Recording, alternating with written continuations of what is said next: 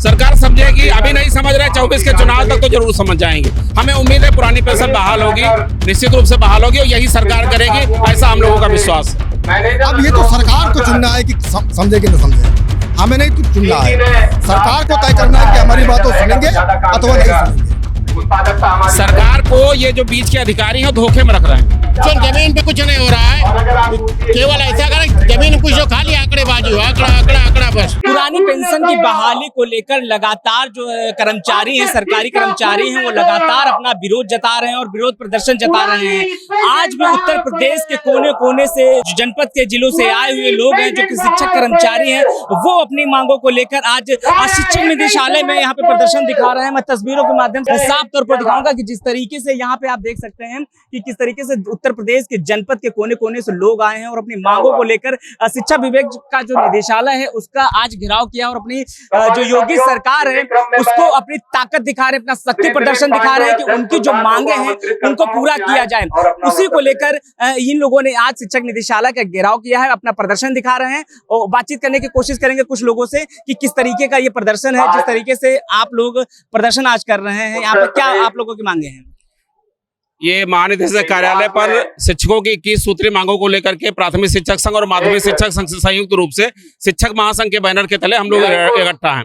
ये जो शिक्षा विभाग के महानिदेशक हैं, इनके द्वारा नित नए आदेश दे करके शिक्षकों को परेशान करने का काम किया जा रहा है। हमारी पहली मांग पुरानी पेंशन है, जो सरकार के स्तर पे उसके लिए हम लोग पुरजोर प्रयास कर रहे हैं कि पुरानी पेंशन बहाल हो। जगह बार बार इसके लिए धरने दिए जा रहे हैं, प्रदर्शन किया जा रहा है। लेकिन इसके साथ साथ शिक्षक महानिदेशक ने, जो यहाँ के महानिदेशक हैं, उन्होंने हम लोगों का जीना हराम कर दिया है। स्कूल के टाइम के बाद बैठकें हो रही हैं, ठीक है। हम महिलाओं के अवकाश पे जिला स्तर के अधिकारियों द्वारा बंदर बांट की जाती है, उसमें भी तमाम परेशान किया जा रहा है। कैशलेस चिकित्सा सुविधा सारे विभागों को मिल गया है, लेकिन बेसिक के अध्यापकों को, माध्यमिक के अध्यापकों को कैशलेस चिकित्सा सुविधा नहीं दी जा रही है। हम लोग लिपिकी कार्य के लिए लिपिक की मांग कर रहे हैं। ऐसे बहुत सारी हमारी 21 सूत्री मांगे हैं। एक बात बताइए, आप लोग लगातार पहले काफी दिनों से विरोध प्रदर्शन कर रहे हैं, क्या सरकार से कुछ समन्वय नहीं बन पा रहा, कुछ बातचीत नहीं हो पा रही है क्या? समन्वय का कोई विषय ही नहीं है।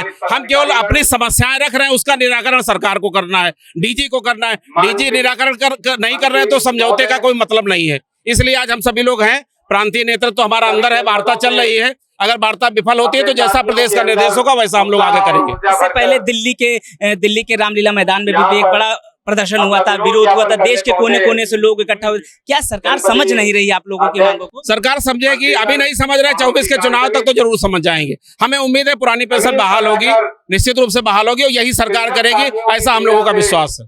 आप लोग भी आए हुए हैं, किस तरीके के मांगे हैं आप लोगों की? क्या सरकार समझ नहीं रही है आप लोगों की मांगों? हाँ, निश्चित तौर से कहीं न कहीं समन्वय में दिक्कत है। महानिदेशक एक अवरोध है, जो सरकार और हमारे बीच की जो समन्वय होना चाहिए वो समन्वय न करके एक दूरी और खाई बना रहे हैं। क्यों नहीं हो पा रहे? ये डीजी साहब ही नहीं कर रहे हैं। हम तो समान जो है वो अच्छे तरीके से शांतिपूर्ण तरीके से समाधान चाहते हैं। जो हमारी समस्याएं हैं सरकार समाधान कर दे। हमें ये धरने में कोई अच्छा नहीं लगता है कि अपने नन्हे मुन्ने बच्चों को छोड़कर यहाँ आते हैं, कतई नहीं अच्छा लगता है।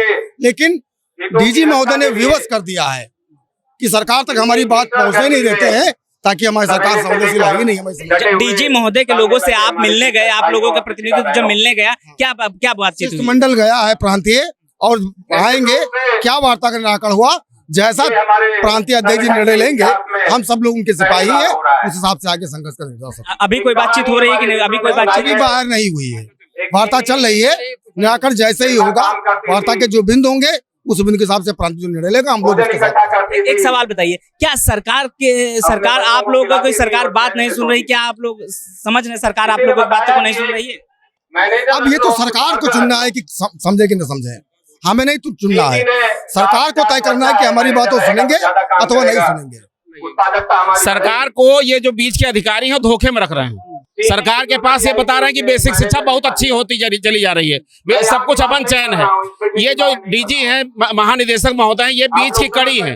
ये सरकार के पास गलत सूचना सरकार को दे रहे हैं, जिसके कारण ये संघर्ष की स्थिति पैदा हुई है। आप लोग भी आए हुए हैं, किस तरीके से जो मांगे हैं आप लोग? हमारी एक मांग है, डीजी जो शिशु परेशान कर रहा है, डीजी खिलाफ कार्रवाई होनी चाहिए। डीजी के खिलाफ बड़ा रोष है आप लोगों के अंदर, बड़ा आक्रोश है। बहुत रोष है लोगों के खिलाफ। शिक्षक विद्यालय टाइम के बाद मीटिंग जाने के लिए बाध्य हो रहा है। रोज सुबह दूसरा आदेश, शाम को दूसरा, सुबह फिर तीसरा, शाम को 2 दिन में आदेशों से सब परेशान है। शिक्षक पढ़ाने के अलावा सारे काम करने के लिए बाध्य किया जा रहा है। पढ़ावे ना, वो सारे काम करे। विद्यालय की सफाई नहीं हुई। आंकड़ेबाजी केवल क्या हो रहा है कि बस सब देश को निपुण बना रहे हैं केवल आंकड़ों में। एक्चुअल जमीन पे कुछ नहीं हो रहा है। केवल ऐसा करें जमीन कुछ जो खाली आंकड़ेबाजी हो, आंकड़ा आंकड़ा आंकड़ा बस। तो क्या फैला नीचे से ऊपर तो कुछ नहीं है। हर काम का पैसा तय, हर काम भ्रष्टाचार और कुछ नहीं। अच्छा, आगे का क्या प्लान है आप लोगों? आगे का क्या प्लान रहेगा बाबा? आगे प्लान प्रदेश तय करेगा, हम करेंगे। क्योंकि हमने अपना नेता चुन रखा है, वो जो तय करेगा हम करेंगे। शिक्षा हमारा जीने बढ़ने के लिए तैयार है, वैसा कहेंगे वैसा हम लोग करेंगे। आप लोग भी आए हुए हैं, क्या डीजी खिलाफ क्यों आक्रोश है? जो शिक्षक हमारी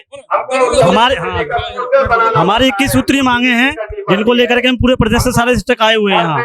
सबसे पहला मुद्दा हमारा पुरानी पेंशन का है, जो माध्यमिक का मुद्दा है, हमारा भी मुद्दा है। जब नेता 4-4 पेंशन ले सकते हैं तो हमको पेंशन क्यों नहीं मिलती है?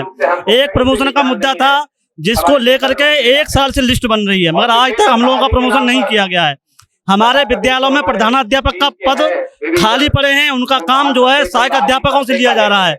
और सब कायाकल्प का काम जो होता है विद्यालयों में वो प्रधान का होता है, मगर वो काम हमसे कराया जाता है। और एमडीएम जो बनता है, रसोइयों का जो मानदेय है 3-3 महीने 6-6 महीने उनका मानदेय नहीं मिलता है। सरकार सुनवाई नहीं कर रही। सरकार अगर सुनवाई नहीं करेगी तो हम ये धरना विधानसभा घेराव करने का भी कार्य करेंगे। हमारा जो प्रदेश नेतृत्व है कहीं से भी झुकने या कमजोर होने वाला नहीं है।